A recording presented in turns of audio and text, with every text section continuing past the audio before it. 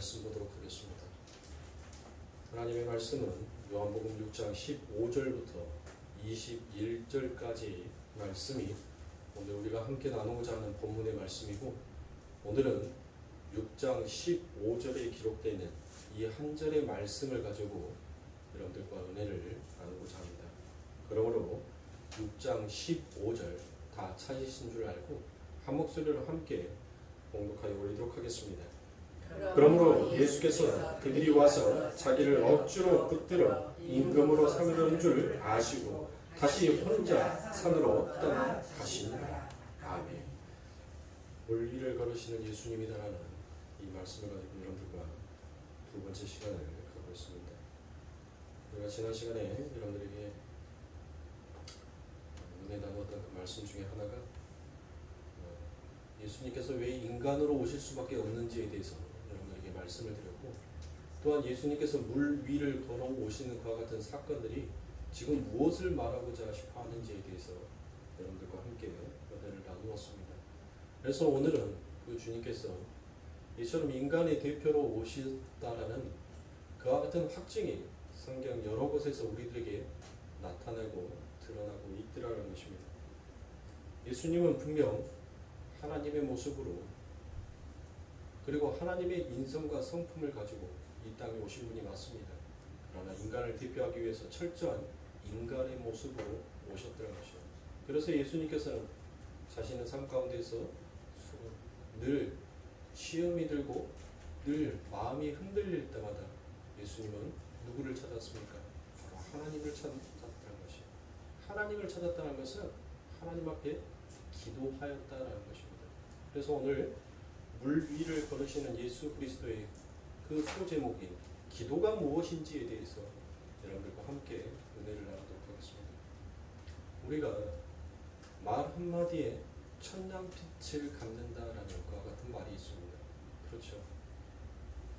그 말 한마디 이쁘게 함으로 인하여서 자신에게 지워지는 그 모든 빛들이 전부 다 청산될 수 있을 만큼 인간에게 있어서 말은 곧 그만큼 중요하다는 것이에요. 사람들 보면 말을 참 예쁘게 하는 사람들이 있습니다. 말을 예쁘게 하는 사람들에게는 항상 그 주변에 보면 사람들이 항상 들끓더라고요. 많은 사람들이 또 그 사람과 대화하는 것을 좋아하고 그 사람과 은혜 나누는 것을 좋아합니다. 그러나 말을 좀 이쁘지 아니하게 하는 사람들이 있어요. 많은 사람들이 그 사람과 대화하는 것을 싫어합니다. 왜 그렇습니까?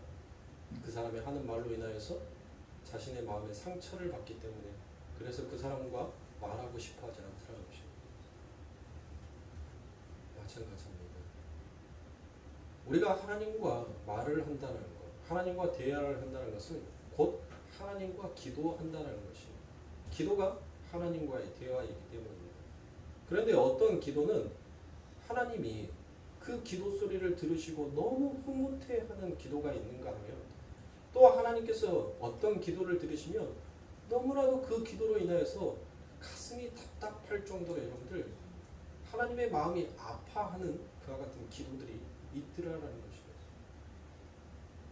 자, 우리 예수님께서는 마음이 흔들릴 때마다 늘 하나님을 부르짖었습니다. 즉 하나님의 이름을 부르짖었다는 것은 예수님도 우리 인간처럼 그의 마음이 늘 흔들릴 때가 있었다는 것입니다. 그것을 정확하게 증명하여 나타내고 있는 것이 바로 겟세마네 기도라고 우리가 대표적인 예수님의 기도를 들 수 있습니다. 예수님께서는 분명 이 땅에 십자가를 지시기 위하여서 오신 분이 맞습니다. 그런데 그분은 철저한 인간의 대표성으로 오셨기 때문에 그분의 사역이 그리고 하나님의 뜻이 무엇인지를 알면서도 때로는 그 짊어져야 할 짐이 너무나도 무겁다라고 여겨질 때가 있었더라는 것입니다. 그래서 그 부분에 대해서 여러분들에게 한번 읽어드리도록 하겠습니다. 마태복음 26장 38절부터 44절의 말씀에 보니, 이에 말씀하시되 내 마음이 심히 고민하여 죽게 되었으니 너희는 여기 머물러 나와 함께 깨어 있으라 하시고. 자, 이 말은 무엇이에요? 얘들아, 나 지금 너무너무 많이 힘들다. 나 지금 죽고 싶을 만큼 그렇게 너무 힘들다는 것이에요. 지금 예수님께서 너무 고통스럽다라는 그와 같은 표현을 하십니다. 그래서 이어지는 구절에 조금 나아가서 얼굴을 땅에 대시고 엎드려 기도하여 가라사대 내 아버지여 만일 할만하시거든 이 잔을 내게서 지나가게 하옵소서. 그러나 나의 원대로 마옵시고 아버지의 원대로 하옵소서 하시고라고 그와 같이 얘기합니다. 그리고 아버지의 의중을 묻습니다. 그런데 거기에서 고치지 않고 또 기도하러 가시더란 것입니다. 한 번 더 예수님께서는 하나님 앞에 기도를 합니다. 그리고 그 두 번째 기도가 이어집니다. 제자들에게 오사 그 자는 것을 보시고 베드로에게 말씀하시되 너희가 나와 함께 한 시 동안도 이렇게 깨어 있을 수 없더냐. 시험에 들지 않게 깨어 있어 기도하라. 마음에는 온이로되 육신이 약하도다 하시고 다시 두 번째 나아가 기도하여 가라사대 내 아버지여 만일 내가 마시지 않고는 이 잔이 내게서 지나갈 수 없거든 아버지의 원대로 되시기를 원하나이다 하시고라고 이와 같이 얘기합니다. 자, 여러분들 보세요. 첫 번째 기도와 그 두 번째 기도가 여러분들 조금 바뀌었음을 여러분들이 알 수 있을 겁니다. 지나가게 하옵소서가 아니라 내가 마시지 않고는 이 잔이 내게서 지나갈 수 없거든 아버지의 원대로 되기를 원하나이다 라고 그와 같이 얘기합니다. 그러나 마시지 않아도 되거든 지나가게 해주세요 라고 그와 같이 얘기를 하더라는 것입니다. 그래서 43절에는 다시 오사 보신즉 저희가 자니 이는 저희 눈이 피곤함이로라. 또 저희를 두시고 나아가 세 번째 동일한 말씀으로 기도하신 후 자 계속 우리 예수님께서 무엇을 하셨다는 거예요? 기도를 하셨다는 것입니다. 이거 좀 피곤하면 안 된다라는 말이죠.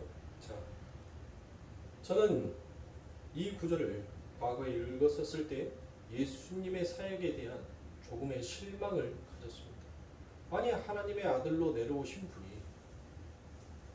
그것도 하나님의 백성을 대표로 하여 대표성으로 오신 분이 그 잠깐의 고통을 이기지 못하고 마치 어린아이가 떼를 쓰는 것처럼 하나님 앞에 3번이나 기도를 할 정도만큼 그렇게 십자가에 돌아가시는 것이 싫을 만큼 나약한 하나님이셨나라는 그와 같은 생각이 들었습니다. 오히려 예수님 앞에 달려 죽은 두 강도를 보십시오. 그들은 한 번도 나를 살려달라는 말을 하지 않았습니다. 어땠습니까? 그래, 죽이려면 죽여라. 어차피 죽을 인생인데 죽이려면 죽여라. 빨리 죽나 늦게 죽나 죽는 것은 매 한 가지인데 라는 그와 같은 생각으로 아무도 그들은 자신의 목숨을 구걸하려고 하는 자가 없었다는 것입니다. 그런데 성경에서도 보니까 성경에 수없이 많은 선교사들이 또 무엇했습니까? 하나님의 복음을 들고 다니는 순교자들이 전부 다 자기의 목숨을 구걸하는 자가 없었다는 것입니다. 보세요. 여러분들 왜 예수님께서 이처럼 그 하나님 앞에 3번씩이나 나아가면서 여러분들 이와 같은 기도를 하셨을까라는 그와 같은 생각을 여러분들이 한 번이라도 해보셨습니까? 하나님의 사자들이라고 하는 자들은 한 번도 자기의 목숨을 태연하게 구걸하지 아니하고 그저 주의 복음과 말씀을 위해서 기꺼이 자기의 목숨을 내놓는 멋진 모습으로 등장하는가 반면에 왜 우리 예수님께서는 이와 같은 초라한 모습으로 자기의 목숨을 마치 구걸하는 자처럼 이렇게 연약하고 믿음 없는 자의 모습으로 성경에서 드러나고 표현되냔 말이에요. 여러분들 그런 부분들에 대해서 한번 고심해 본 적 있으십니까? 지금 예수님은 단지 그 죽음에 대한 고난과 그 십자가를 짊어짐에 대한 고난과 죽음에 대한 두려움이 그것으로 인하여서 하나님 앞에 이 잔이 내게서 물러갈 수만 있다면 물러가게 해 주시옵소서라는 그와 같은 간청을 한 것이 아니었던 것입니다. 예수님은 단 한 번도 하나님과 단절된 삶을 살지 아니하셨던 겁니다. 늘 하나님과 함께였어요. 그 대표적인 것이 예수님께서 무엇을 말합니까? 아버지가 내 안에, 내가 아버지 안에 있다라고 그와 같이 말씀하셨어요. 그러니까 단지 예수님께서 이 십자가의 죽음에 대한 두려움만이 아니라 바로 하나님과의 단절됨이 얼마나 무시무시한 것인지를 지금 이 겟세마네 기도를 통하여서 말씀하여 주시고 보여주신 것입니다. 즉 하나님과의 단절이 그게 바로 지옥인 것을 우리 예수님께서는 알고 계셨던 거예요. 그래서 예수님께서는 그 십자가의 죽음의 고통보다 더한 고통이 바로 하나님과의 단절이라는 그 엄청난 두려움과 그에 따르는 공포심이 우리 예수님에게는 더욱더 컸던 것입니다.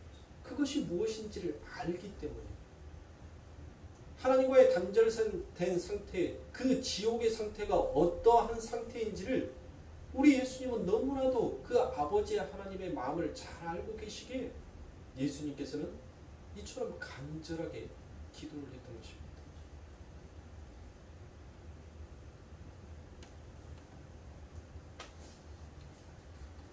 그게 바로 지옥인 거예요. 하나님과의 단절된 상태.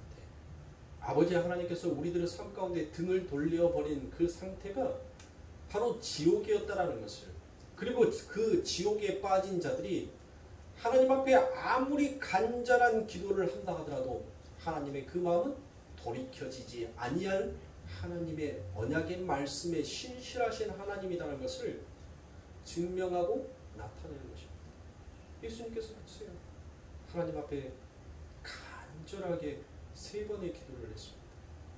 그런데 하나님께서는 그 예수님에게 아들아 그렇게 힘들어? 그러면 내가 다른 방법을 택해 줄까? 라고 말씀하지 않았어요. 아니야. 너는 그것을 짊어지고 가야 해. 그게 너와 내가 약조한 약속이야. 그게 언약이야 라고 단호하게 그 예수님의 기도를 거절하여 버리십니다. 보세요. 하나님으로부터 단절되어버리고 그것이 지옥인지 모르고 살아가는 자들에게 예수님께서 이 땅에 오심으로, 인간의 모든 대표성으로 그 예수님께서 이 세상에 오심으로 우리가 가야 할 그 지옥을 예수님께서 대신 가신 거예요. 그러니 사랑하는 성도님들, 우리 예수님이 이 땅에 오시지 아니하면 우리는 어떡할 뻔했습니까? 하나님의 아들인 그 예수 그리스도가 아버지에게 간절하게 기도했음에도 불구하고 하나님은 그 기도를 거절하셨던 하나님입니다. 그런데 죄인되고 원수되었던 우리가 그 지옥에 던져져서 하나님 앞에 땀이 핏방울이 되고 그 땅에 우리의 머리를 조아리고 우리의 몸을 땅에다가 붙여서 기도한다 한들 하나님께서 그 기도를 들으시겠나 봐요. 그러니 사랑하는 성도님들, 성도는 예수 그리스도께서 이 땅에 오심으로 인하여서 내가 경험해야 할 그 지옥을 경험하지 아니한다라는 그 사실만으로도 여러분들은 우리는 무엇할 수 있습니까? 하나님 앞에 감사하는 그 감사의 기도의 제목이 생긴 거예요. 하나님 감사합니다라는 그 기도가 우리의 찬송처럼 노래처럼 하나님을 향해서 부르짖게끔 되어 있어요. 그런데 성도는 모르더라는 것이에요. 이 역사를 살아가고 이 세상을 살아가는 우리들은 그 아버지 하나님의 은혜가 예수 그리스도께서 그 하나님과 단절됨으로 우리가 경험해야 할 그 지옥을 예수 그리스도께서 경험하시고 그 모든 심판을, 그 모든 저주를 우리 예수님께서 친히 다 당하시고 이제 우리에게 하나님의 그 심판 뒤에 주어지는 구원을 우리에게 베풀어 주셨다는 은혜를 늘 우리는 잊어버리고 살아가는 거예요. 왜 그렇습니까? 하나님의 그 은혜가 얼마나 크고도 깊고 넓은지 높은지에 대해서 우리 인간은 잘 깨닫지 못하더라고요. 왜요?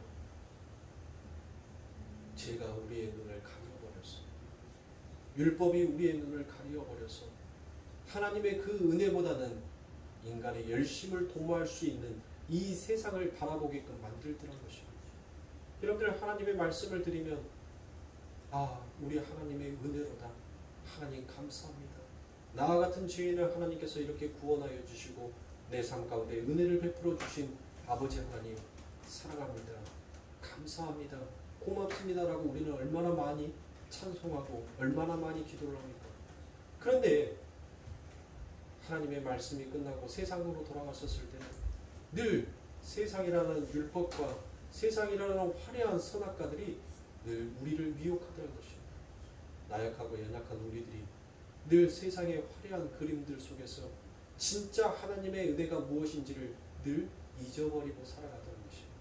그래서 하나님께서는 당신의 백성들에게 그 하나님의 은혜가 무엇인지를 그리고 하나님과 단절되어 버린 그 죄라는 것이 얼마나 무시무시한 것인지를 하나님께서는 당신의 백성들에게 가르치고 싶은 거예요.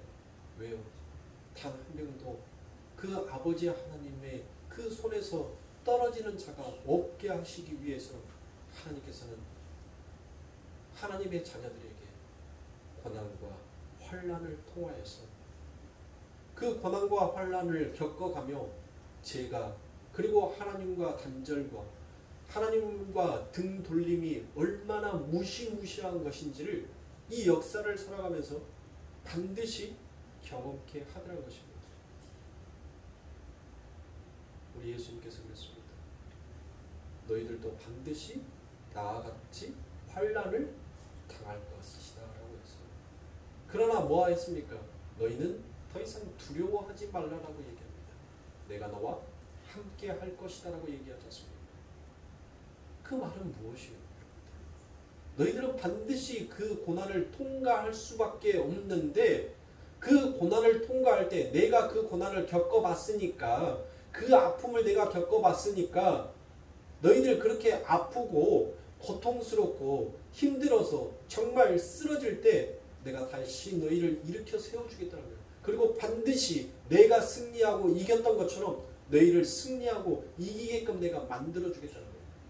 성도가 겪어야 할 인생의 이 역사 가운데 경험은 여러분들 반드시 환난을 통과하는 그 경험을 겪게끔 되어 있어요. 그게 성도인 겁니다. 그게 세상과 구별되어 있는 자인 거예요. 그래서 성도를 거룩한 백성이다라고 얘기하지 않습니까? 너희들은 구별된 자다라는 것이에요. 무엇과 세상과 구별되어 있는 자다라는 것을 하나님께서 말씀하여 주고 계시는 것입니다. 그러므로 사랑하는 성도님들, 우리 예수님께서 이 땅에 오셔서 그 십자가를 지시는 것을 너무 많은 사람들이 그냥 감성적인 것으로 그냥 감정적인 것으로 개입시켜 받아들이는 경우가 너무나도 많이 있다는 것이에요. 그 대표적인 것이 여러분들 무엇입니까? 여러분들 패션 오브 크라이스트를 보면 어때요? 이따만한 대못을 가져다가 막 이만하게 두꺼운 이런 못을 막 예수님 손에다가 박는단 말이에요. 막 다리에다 박아요. 그러니까 그걸 보면서 여러분들 뭐예요? 예수님께서 나 때문에 얼마나 그 못이 박힐 때마다 얼마나 아프셨을까? 아니 채찍을 보는데 그 채찍 앞에 갈고리에 뭐가 달려있어요. 그래서 한 번씩 채찍을 맞을 때마다 막 살점이 툭툭툭툭 떨어져 나가는 거예요. 우리 예수님께서 나의 질고를, 나의 질병을, 나의 사망을 치료하시기 위해서 저 살점들이 떨어져 나갔구나라고 그냥 그렇게 너무나도 예수님의 십자가를 그 하나님의 방하신 그 고난의 길을 너무 감성적으로만 받아들이는 경우가 너무 많이 있더라는 것입니다. 사랑하는 성도님들, 예수 그리스도께서 십자가를 짊어지시고 이 땅에서 죽으신 그 사건들이 너무 그와 같이 감성적인 것이 아니더라는 것입니다. 바로 하나님과의 단절된 죄인들이 겪어야 할 그 길이 무엇인지를 예수님께서 철저하게 우리들의 삶 가운데 보여주시는 것이에요. 그게 바로 너희들이 받아야 할 형벌이요 심판이었다는 것을 예수님께서 보여주신 것입니다. 그럼 그걸 보여주면서 여러분들 뭐 하라고? 죄가 얼마나 무시무시한 것인지를, 그리고 그 죄로부터 하나님과의 단절이 얼마나 엄청난 것인지를 너 나의 모습을 보면서 깨달으라는 거예요. 그럼에도 불구하고 너희들을 사랑하시는 그 하나님의 은혜를 너희들이 잊지 말으라는 것입니다. 그런데 우리는 안 그러잖아요.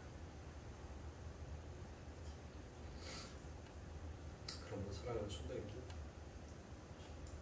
우리 예수님께서 그 십자가를 짊어지시는, 그리고 그 십자가의 형틀에 형벌을 당하시는 그 고통을 여러분들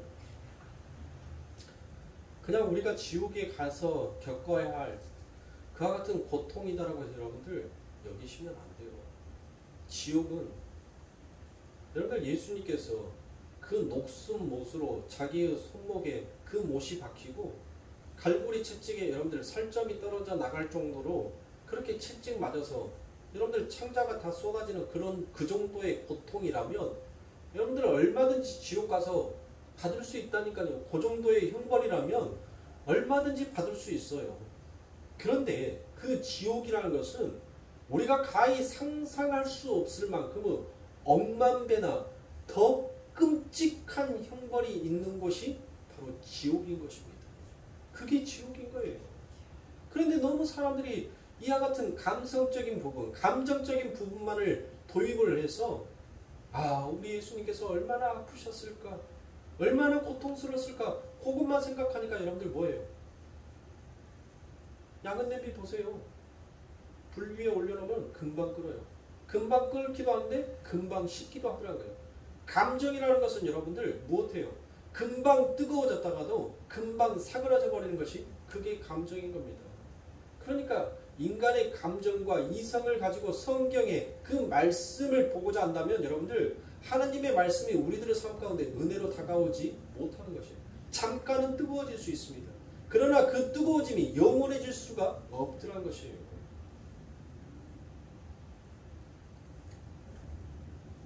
그러므로 사랑하는 성도님들, 십자가는 바로 아버지 하나님의 언약의 백성들을 위하여서, 하나님의 선택받은 그 백성들을 향하여서 하나님께서 이 역사 가운데 던지는 심판과 저주와 또한 은혜와 구원이 그 십자가의 현장에서 전부 다 드러나고 나타나는 것입니다. 그러므로 사랑하는 성도님들, 여러분들이 그 십자가를 바라보셨을 때 단순히 얼마나 아팠을 거라는 감성적인 그런 십자가가 아니라, 십자가는 이 역사를 뚫고 쪼개버리는 역사의 핵과 같다는 것입니다. 심판과 구원이 종말의 일이 역사를 뚫고 그냥 확 들어와 버리더라는 것입니다. 그래서 종말의 심판을 당해야 할 자들이 이미 이젠 심판을 받아버렸다라고 그와 같이 얘기하지 않습니까? 그게 바로 성도들이라는 것입니다. 예수 안에서 심판을 받아버리고, 그래서 그때 이후를 우리가 무엇이더라게? 말세다라고 이야기합니다. 여러분들, 말세는 오는 세상을 말하는 것이 아니에요. 앞으로 일어날 세상을 여러분들 말세다라고 하지 않습니다.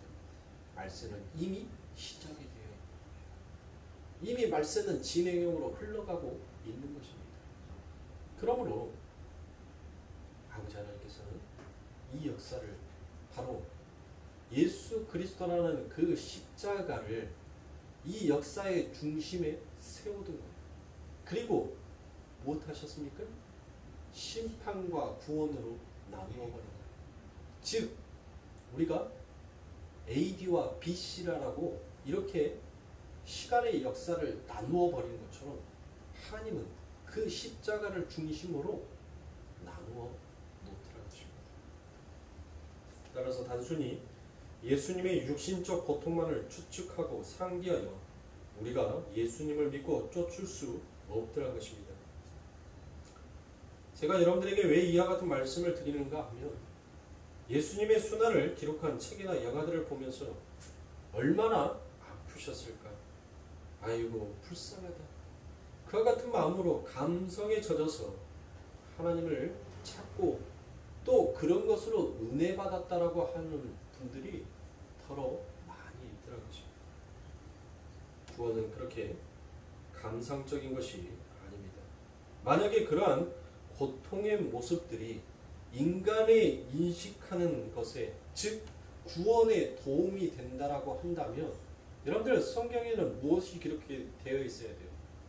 여러분들 성경을 잘 읽어보세요. 사복음서에서 잘 읽어보면 예수 그리스도께서 그 십자가의 고난을 당하셨다라는 것에 대해서 여러분들 구구절절 패션 오브 크라이스트에서 나온 것처럼 구구절절 기록되어 있는 것이 단 한 군데도 없어요. 단 한 군데도 없더라고요. 어디에 여러분들 성경에 날카로운 갈고리에 걸려있는 그것으로 예수님의 등짝을 때렸는데 살점이 떨어지고 창자가 쏟아졌더라라는 그와 같은 구절이 어디에 있습니까? 로마 병정이 30cm나 되는 녹슨 그 못으로 예수님의 손과 발을 못박음질하였다라는 그와 같은 말씀이 여러분들 어디에 기록되어 있냐고요. 사복음서 어디에 30cm나 되는 그 못으로 예수님을 못 박았다라는 그 기록이 어디에 있냐고요. 없잖아요. 즉 그런 모든 기록들이 삭제되었다는 것은 무엇이에요? 바로 구원의 그런 감성적인 부분이 인간에게 도움이 되지 아니하더라는 것입니다. 그래서 그런 구절이 몇 구절이 있습니까? 바로 성경에는 딱 한 구절 나옵니다. 그것도 그냥 채찍으로 때리고 십자가에 못 박아 넘겨주었더라라고 그와 같이만 기록이 되어 있습니다. 결코 성경에는 어느 단 한 구절도 때린 데를 또 때리고 피가 튕기고 창자가 튀어나왔다는 그와 같은 소리가 아무데도 없습니다. 만약에 그런 감성적인 도움이 된다면 적어도 성경 여러 군데에서 예수님의 십자가의 처형을 너무나도 리얼하게 적어놓고 기록하여 놓으셨겠죠. 근데 한번 찾아보세요. 예수님의 그 십자가의 처형을 한번 찾아보시라. 집에 가셔서 지금 말고 없어요. 그것은 구원은 그렇게 감성적인 것이 결코 아니라는 것입니다. 육체적 고통, 예수님의 육체적 고통이 우리를 구원해 낸 것이 아니더라는 것입니다. 우리의 죄의 대가가 하나님 앞에서 그 정도로 생각한다면 그러면 또 그렇게 생각하시는 분들이 계실 겁니다. 그러면 내가 무슨 죄를 그렇게 졌다라고 그와 같이 자꾸 죄에 대해서 언급을 하십니까? 라고 그와 같이 얘기합니다. 죄라는 건 그 죄의 내용보다 그 죄를 지은 대상에 의해 그 징계의 수위가 높아지고 낮아질 수 있다라는 그와 같은 결론이 나올 수밖에 없죠. 그럼 여러분들 한번 생각해 보세요. 제가 저의 아들의 뒤통수를 한번 딱 때렸어요. 아들하고. 여러분들 어때요? 아무도 그 아들이 뒤통수를 때렸다고 저에게 징계를 내리거나 여러분들 심판을 할 사람이 있어요? 없어요? 없죠. 제가 만약에 윤석열 대통령의 뒤통수를 때렸다라고 여러분들 한번 생각해 보세요. 그럼 저는 어떻게 되겠어요? 네? 당장 그 자리에서 여러분들 포박당할 겁니다. 그리고 너 북에서 왔느냐 어디에서 왔느냐 가진 치조를 다 당할 거예요. 그러면 여러분들 한 나라의 대통령의 뒤통수를 때렸다라고 그 정도의 심판을 받습니다. 죄에 대한 대가를 받는다는 거예요. 그러면 여러분들 우주 만물을 창조하신 전지전능하신 하나님의 뒤통수를 때려놓고 여러분들 과연 어떠한 형벌을 받겠느냐고요. 한 나라의 대통령도 한 사람이 이유 없이 뒤통수를 때렸을 때 그에 마땅한 벌을 받는데 하물며 그게 하나님이라면 여러분들 어떡하시겠냐고. 그냥 십자가에 여러분들 나무에 매달아서 채찍질 몇 번 하고 십자가에 못 박아버린 그 형벌로 여러분들 그 죄가 끝날까요? 그것이 결코 아니라는 것입니다.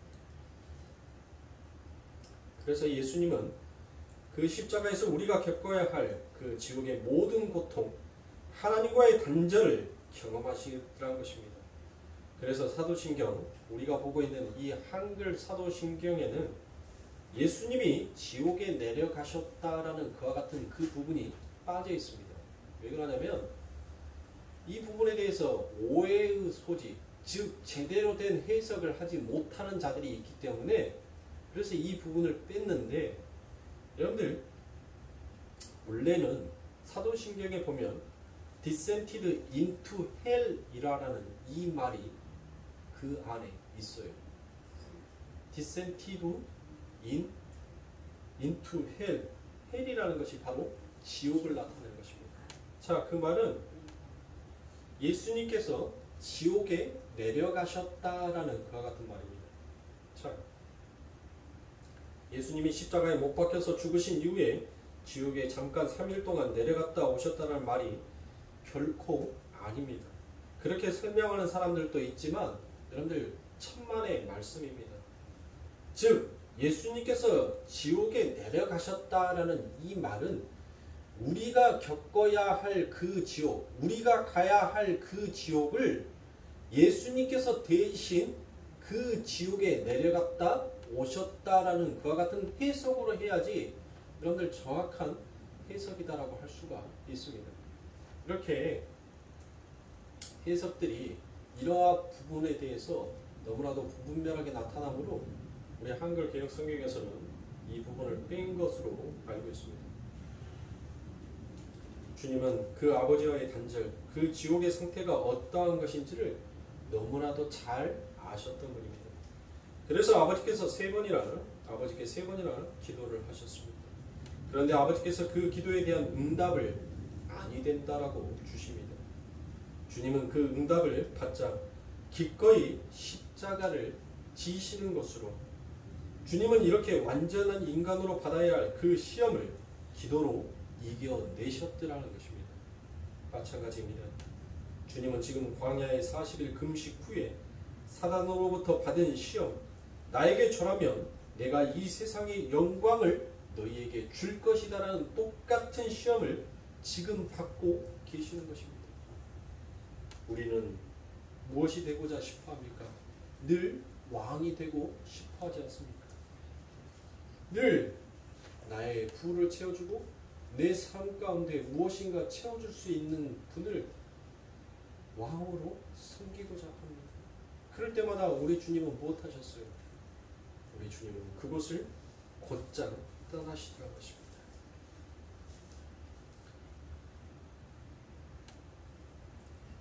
그러므로 사랑하는 성도님들, 우리 예수님께서도 이처럼 시험을 당하실 때마다 아버지의 이름을 찾았습니다.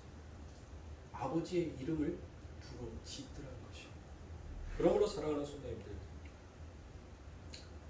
성도의 삶 가운데 있어서 기도에 세 가지가 있습니다.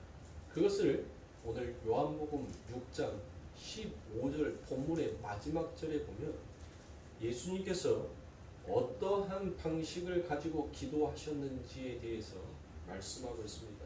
15절 다시 봅니다. 그러므로 예수께서 저희가 와서 자기를 억지로 잡아 임금 삼으려는 줄을 아시고 다시 혼자 산으로 떠나 가시니라라고 그와 같이 되어 있습니다. 자, 다시 기도하러 올라가셨다라고 그와 같이 기록이 되어 있죠. 여기서 다시라는 것은 그 전에도 있었다라는 이야기입니다. 이 단어는 주님의 기도 생활이 반복적이고 아주 습관적이었다라는 것을 보여주는 하나의 단어이기도 합니다. 우리 주님은 기도하시고 또다시 기도하시고 또다시 기도하시는 이와 같은 습관적인 기도 생활을 하셨더라는 것입니다. 다시 산으로 올라가셨다. 그런데 요한복음 6장 15절에만 그와 같이 기록이 된 것이 아니라 누가복음 22장 39절에서도 우리 주님께서 그 기도 생활이 매우 습관적으로 하셨다는 것이 기록이 되어 있습니다. 누가복음 22장 39절입니다.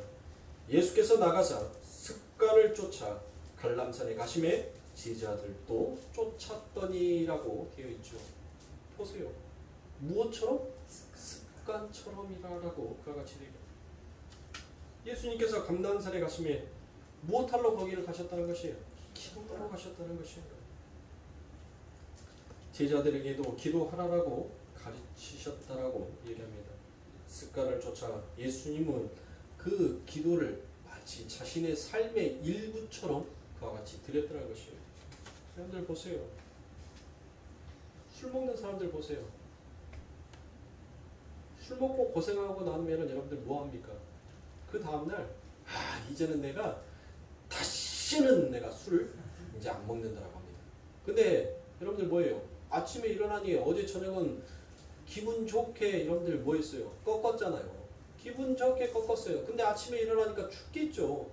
그러다가 이제 저녁 정도 되니까 뭐 합니까? 이제 술이 깬단 말이에요. 그래서 아침에 뭐 했어요? 여보 내가 다시는 술 안 먹을게 라고 해놓고 정신 차리고 보니 어디 앉아있어요? 또 포장마차에 앉아서 또 소주 까고 있는 거예요. 네? 술꾼들은 뭐예요? 그게 습관인 거예요. 습관. 교회에 와서 여러분들 잠자는 사람도 습관이에요. 그것도 잠자는 사람은 계속 자요. 습관처럼. 그 습관이라는 것이 참 무서운 겁니다. 그런데 여러분들 예수님은 무엇을 자신의 삶의 습관으로 삼았다고요? 그래요. 기도를 자신의 삶의 습관으로 여겼다는 것이에요. 분명 사람들마다 자신이 가지고 있는 습관들이 전부 다 있을 겁니다. 그게 바로 죄인들이 자신을 왕 삼고자 싶어하는 그와 같은 죄악된 모습의 하나의 증명된, 증거된, 증언된 표징이라는 것입니다. 전부 다 자신만이 가지고 있는 습관이라는 것이 있어요. 그 습관. 그러나 예수님은 진짜 하늘의 사람, 정말 하나님의 그 은혜가 무엇인지를 알고 있는 사람의 그 인생의 삶이 어떤 것을 쫓아가야 하는지를 예수님께서는 우리들 삶 가운데 보여주신 것이 바로 기도였습니다.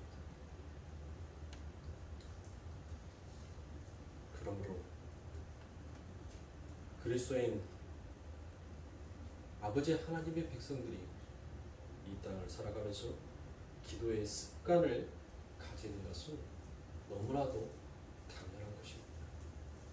여러분들 하나님의 백성들이 기도하지 아니하고 무슨 배짱으로 여러분들 그처럼 살아가냔 말이에요. 우리 전도사님 열심히 지금 성경 띠적띠적 하면서 제가 아까쯤에 예수님께서 십자가에 고난당하셨다는 그것이 성경에 딱 한 구절 나타났다라고 하는 것을 열심히 찾고 있는데 뒤져보세요. 열심히 찾아보세요. 다 설교자는 성경 사복음서에서 다 인터넷으로 검색하고 책으로 검색하고 다 검색하고 난 다음에 말하는 거예요. 그냥 아무렇게나 이 자리에 서서 떠들어대는 자가 아닙니다. 검증한 거, 검증된 거 얘기해요. 그러니까 의심치 마세요. 믿으시란 말이에요. 뭘 의심합니까? 그러므로 성도에게 있어서 기도는 그만큼 중요한 것이에요. 여러분들이 자꾸 그 기도의 습관을 가지셔야 돼요. 처음에는 잘 안 됩니다. 누가 여러분들 한 번도 하지 아니했던 그 습관이 여러분들 자주 되냔 말이에요. 제가 주일날도 여러분들에게 말씀을 드렸죠. 우리 김종우 집사님 대표에서. 뭘요? 사랑한다는 표현의 습관이 들지 않으면 그게 쉬울 것 같죠? 안 되는 거예요. 안 돼. 여러분들 보세요. 언제 포옹해 보셨어요? 언제 여러분들이 사랑한다는 그와 같은 서로의 포옹을 한번 해보셨습니까? 가슴과 가슴을 맞대면서 여러분들 그 뜨거움이 무엇인지를 여러분들 언제 경험해 보시고 그 모든 것들이 그치셨습니까? 여러분들 심장과 심장이 맞닿았을 때 가장 따뜻한 온기를 느끼는 거예요. 우리들의 삶 가운데서도 보세요. 사랑한다는 표현도 안 해. 고맙다라는 표현도 안 해. 그렇다고 해서 몸의 제스처의 표현도 없어. 그게 유독 한국은 더 심해요. 뭔 사랑한다라고 표현하면 누가 잡아먹습니까? 아니 누가 조금 힘든 사람 있으면 거기 가서 안아주고 포옹해주면 여러분들 누가 돌 던져요? 동방예의주고 무슨 동방예의주기요. 뭔 백이민족은 무슨 백이민족이요.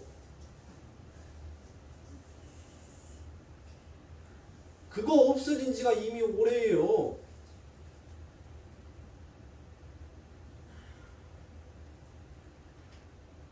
그래서 그걸 표현하면 뭐라는 게? 성추행했다라고 해요. 성폭행했다고 해요. 이러한 세상이 여러분들 메말라버리는 세상이 되어버렸단 말이에요. 아름다운 습관, 좋은 습관을 여러분들 표현하고 그것을 자연히 사회가 할 수 있게끔 해줘야 하는데 오히려 그것이 성추행이 되어버리고 범죄가 되어버리는 세상이 되었단 말이에요. 아무한테나 사랑한다는 말 하면 너 변태냐? 너 발정난 개냐? 그와 같이 표현을 해요. 그런 표현을. 응? 왜 이렇게 세상이 메말라 버렸습니까? 그게 바로 죄인들의 표상인 겁니다. 그게 죄인들의 모습인 거예요.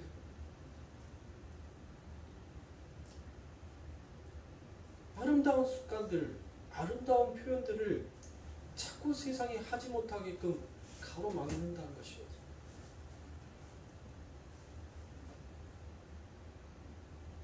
세상만 여러분들 그렇게 하는 것이 아니라 이 사탄은 하나님 앞에 기도드리는 그 아름다운 습관마저도 하지 못하게끔 자꾸 우리들의 삶을 방해시키고 해방합니다.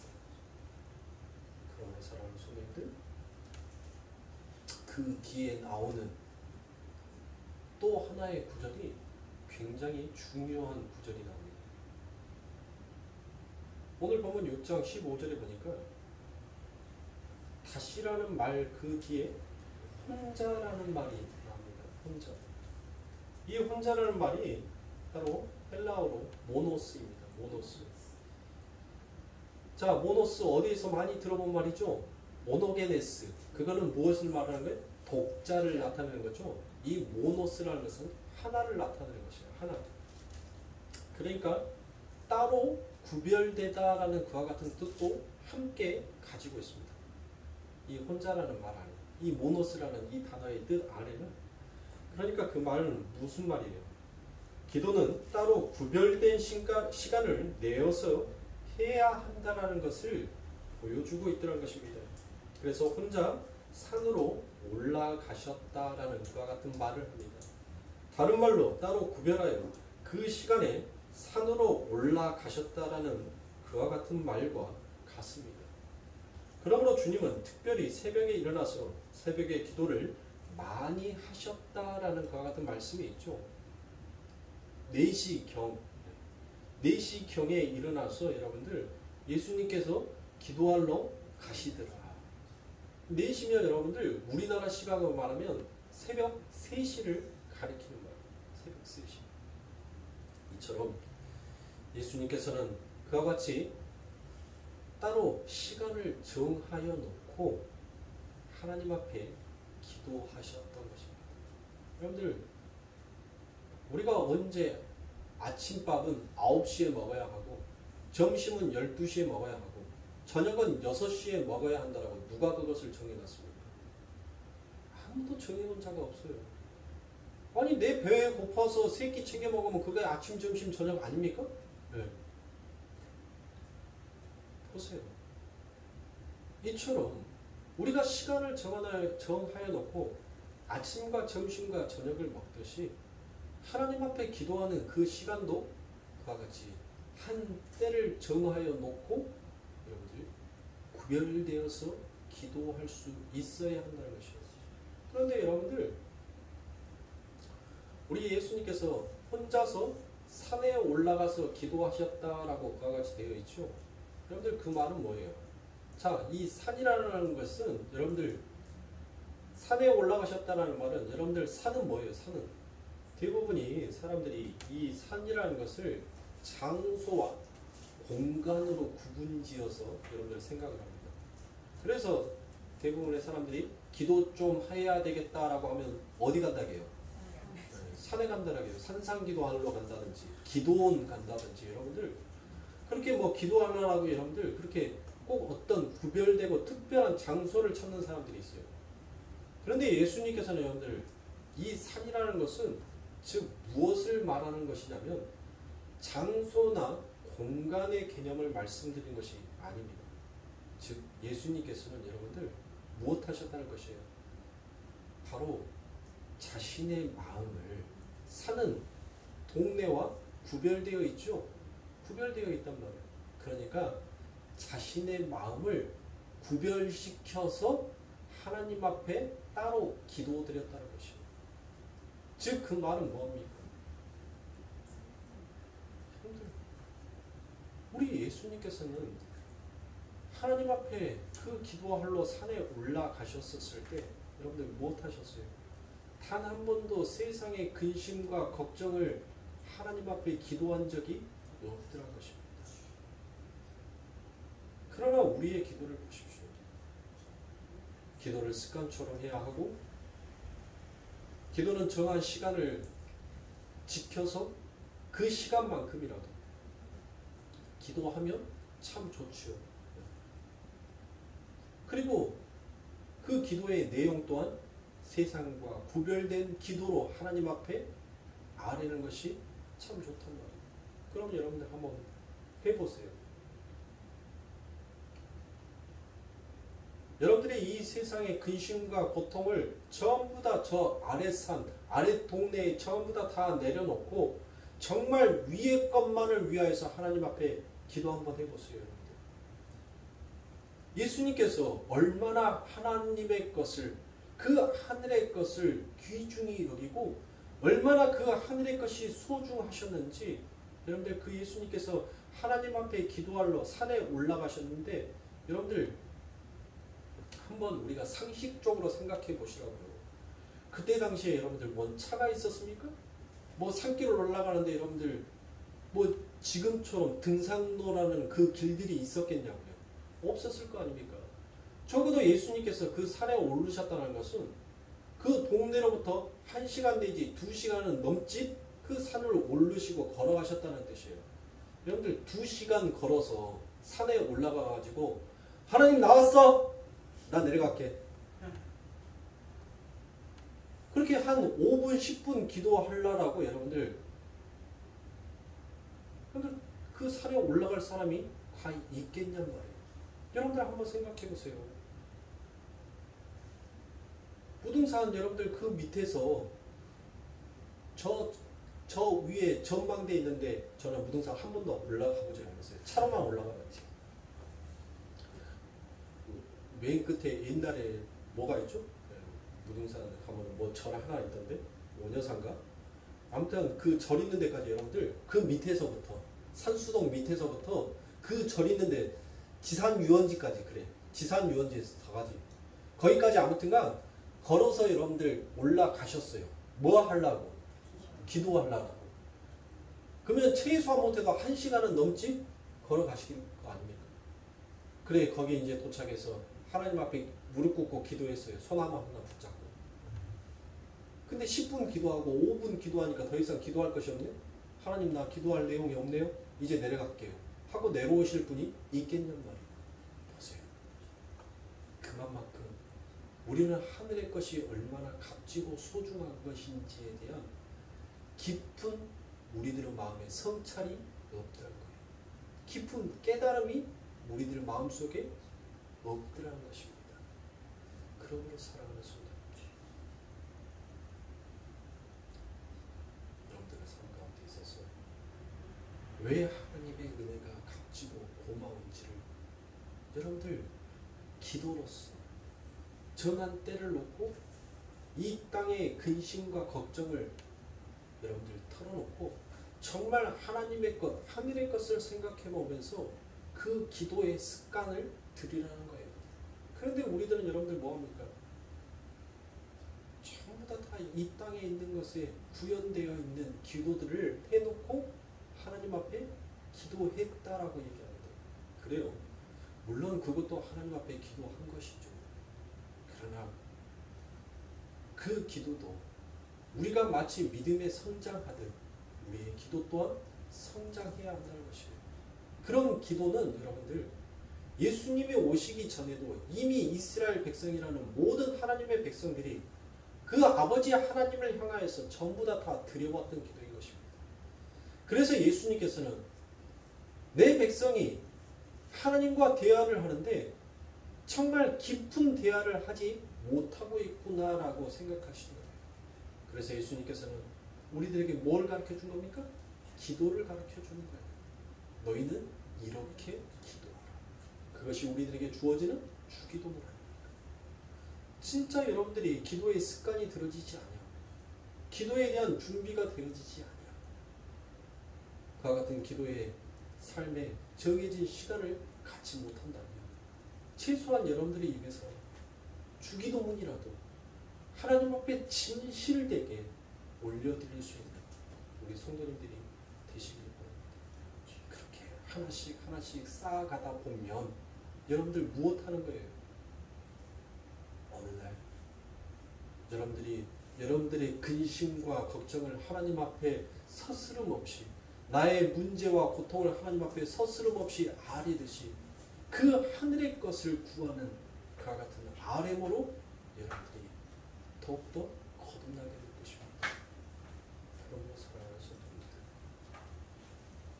우리가 그냥 스치고 지나가 버릴 수 있는 그 뒤에 나오는 그와 같은 물 위를 걸어 다니시는 예수님의 그 표적의 사건이 더욱더 크다 보니까 자칫 정말 중요한 예수 그리스도의 기도의 그 모습을 우리가 놓치고 갈 수 있지만 정말 중요한 것은 성도 삶 가운데 기도였다는 것이죠. 예수님의 그의 사역 속에서 그 모든 것들이 전부 다 기도였다는 것이죠. 우리들에게 말씀하여 주고 계신 것입니다. 여러분도 잘 알고 계신, 그리고 제가 지난번에도 여러분들에게 말씀드렸던 것처럼 로이드 존스 목사님께서 소천하에 있었을 때 수없이 많은 사람들이 로이드 존스 목사님을 장례를 왔습니다. 그리고 그 목사님이 돌아가신 후에도 그 목사님이 계시는 곳을 많은 사람들이 찾았습니다. 전부 다 하나같이 로이드 존스 목사님이 남겨놓은 그와 같은 업적들만을 보고 와 정말 훌륭하고 대단한 목사님이다라고 그와 같이 그들이 감탄을 했습니다. 그때 로이드 존스 목사님의 아내가 그들을 향하여서 이와 같이 얘기합니다. 우리 남편은 대단하고 위대한 사람이 아닙니다. 우리 남편은 기도로 위대한 사람이었습니다. 그와 같이 얘기했습니다. 즉 그 말은 뭔 말이에요? 그 부인이 일평생 자기 남편의 모습을 봤었을 때 그 기도로 살아가는 그 남편의 모습을 봤을 거 아닙니까? 그래서 서스름 없이 그들에게 우리 남편은 기도로 위대한 사람입니다. 즉 기도로 자신의 인생을 살아온 사람입니다라고 그와 같이 표현을 했습니다. 그게 성도가 이 땅을 살아가는 길이라는 것입니다. 그러므로 살아가는 성도님들, 여러분들 그와 같이 여러분들의 아름다운 기도의 꽃을 피우시는 우리 성도님들의 삶이 되시길 주님의 이름으로 축원합니다.